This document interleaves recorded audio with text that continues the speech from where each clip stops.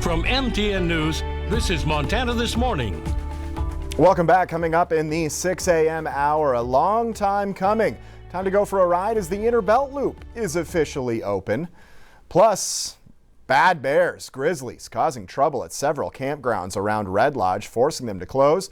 We'll have the details and music to the ears just down the road in Red Lodge. Hundreds of up-and-coming musicians converge to perform with some of the world's best. We'll take you there. Good morning. Welcome back to Montana This Morning on this 7th day of June. I'm Casey Conlon. We'll get to weather in a second here, but we do have just some new pictures into us. This was last night. Around 9:30 p.m. This is Interstate 90 near the 27th Street exit here in Billings. These are some photos from Dale Morgan, who shared them with us. A semi engulfed in flames here. Now, we don't have very many details for you, just what we were able to find out on some posts that we've seen on social media. This semi, again, catching flames on Interstate 90 near the 27th Street exit in Billings. We're not sure the cargo of this semi-trailer. Now, we do have reports from several viewers who were on scene saying that the driver was able to get out safely.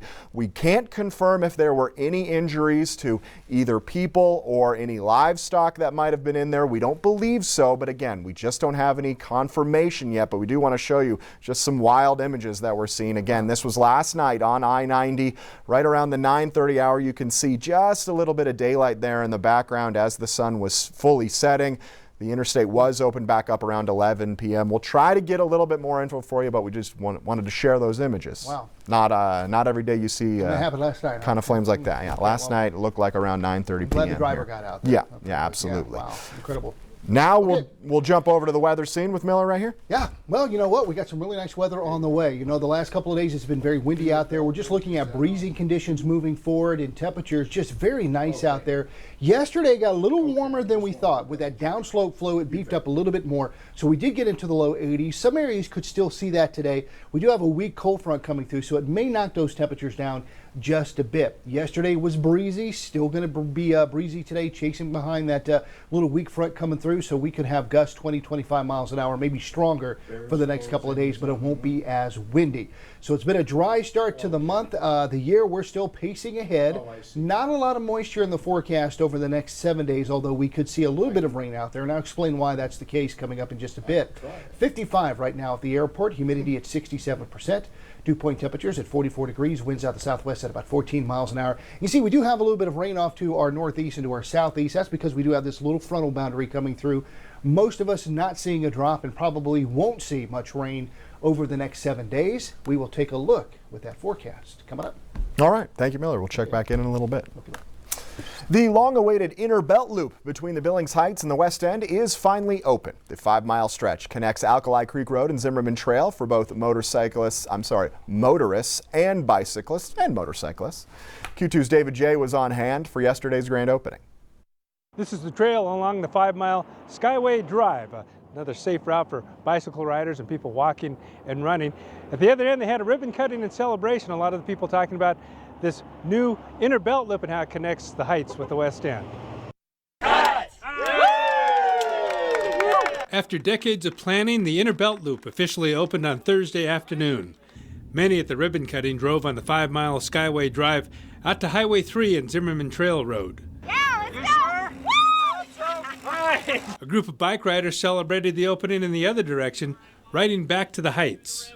When connected to the Skyline Trail and Alkali Creek Road, we'll have a 13 or so mile bike and pedestrian loop that might prove to be one of the most popular amenities in our community. And some of the first bike riders may already agree with the mayor. My wife and I like to ride along the rims, so this is a nice connection from the Heights. Go down to rims and back up Aronson Drive. We're safe from traffic here, and the scenery between here and Skyview High School is just wonderful. And for the bike riders, it's a safe trail away from traffic. Connectivity from the Heights to the West End now, not only for cars, but also for multimodal transportation. Now we have the separated path here, so it's a very exciting day. Mac Fogelsong, city engineer, says the design process started in 2009. He says the Inner Belt Loop will be faster in the event of an emergency and a quicker route for commuting. $5.3 million from a build grant helped pay for the new road. The green spaces that we will preserve the beautiful neighborhoods that can be built, the mixed-use development, architecturally glorious restaurants, entertainment, retail. Billings City Council member Jennifer Owen looked to the future of the loop, and State Representative Larry Brewster, a former city councilman, started working on the project 35 years ago. It turned out way better than I thought it would. It's a beautiful drive, it's a beautiful project, and my comments about it is, wow. In Billings, David J., MTN News. The summer camping season is underway, but if you've got a site booked near Red Lodge, you may be looking for a plan B. Several of the area's most popular campgrounds are closed because of grizzly activity. The Custer-Gallatin National Forest says a grizzly bear has been frequenting the Greeno Lake area. As a result, the Forest Service has shut down the Limber Pine, Greeno Lake, MK, and Parkside campgrounds until further notice. Just concerned about that bear. It's hanging out where it was hanging out where there were, lots of people in the area, and hasn't, hazing efforts to get that bear away have not been successful. Several campgrounds in that area were also closed near this time last year due to grizzly activity. At that time, forest officials said dead fish at Greeno Lake were attracting bears to the area. Well, here in Yellowstone County, some residents have literally waited years for a final resting place. There's several reasons for that. Some no longer have living family members. Others don't have the money or means to find a loved one a burial place. But as our Alina Howder reports, the county has stepped in to try and rectify the issue. The cremated remains of 27 people were laid to rest here at Riverside County Cemetery in the Heights.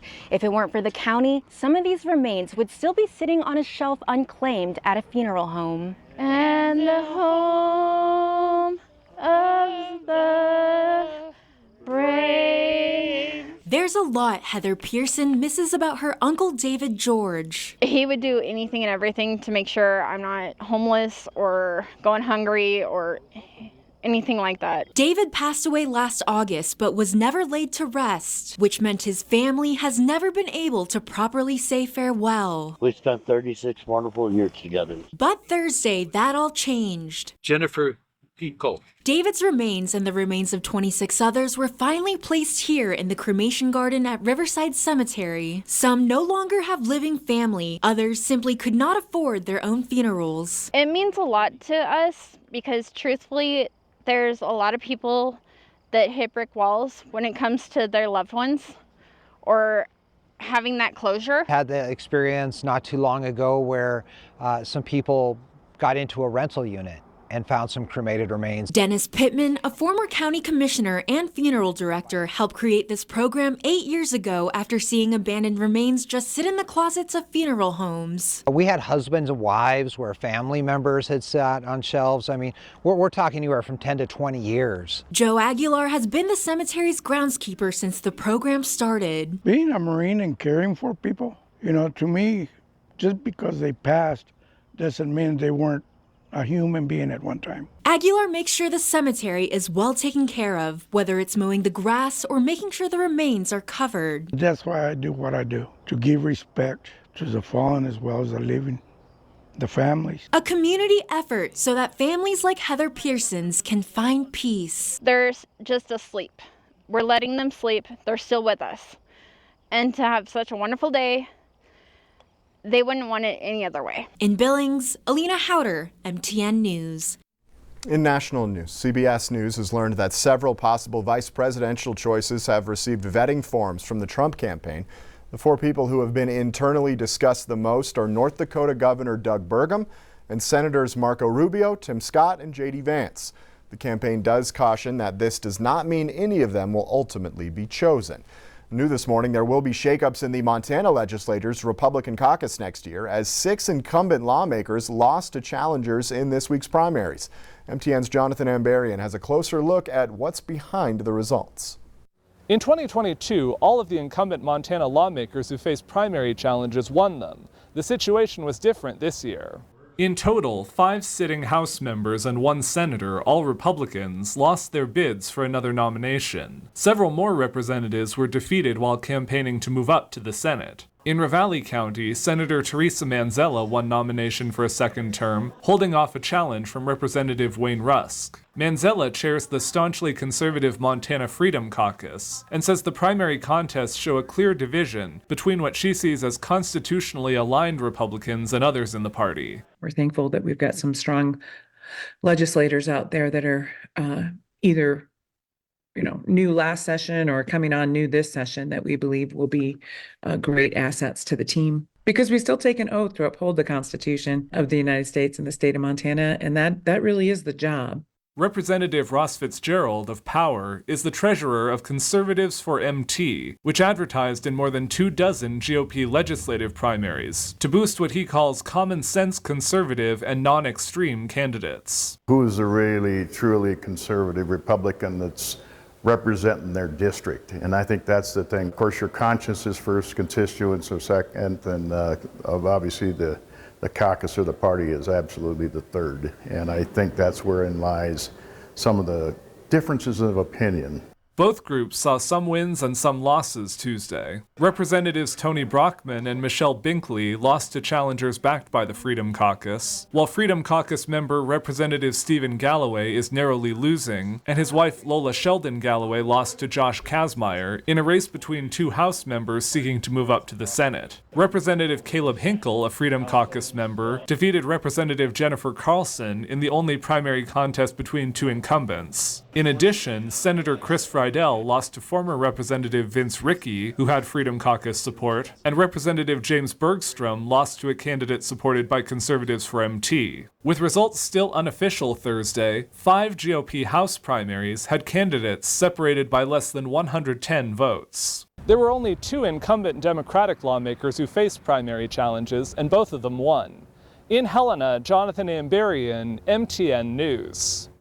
Music in the Mountains, Montana's premier music camp, is wrapping up its 59th season this weekend. World-renowned musicians have descended upon Red Lodge for the Red Lodge Music Festival. The 9-day event features hundreds of blossoming musicians learning from some of the best in the country. For those involved, it's not only a chance to do what they love for more than a week straight, it's a chance to build long-lasting relationships. I don't think it's really hit us yet. Yeah. I mean, we're all going to different corners of the state, or these guys are going out of state, and I just think it's it's important to have good, building a brotherhood of a friendship, just because we don't know the next time all 6 of us are going to be in the same spot again. The music festival, which began June 1st, runs through this Sunday.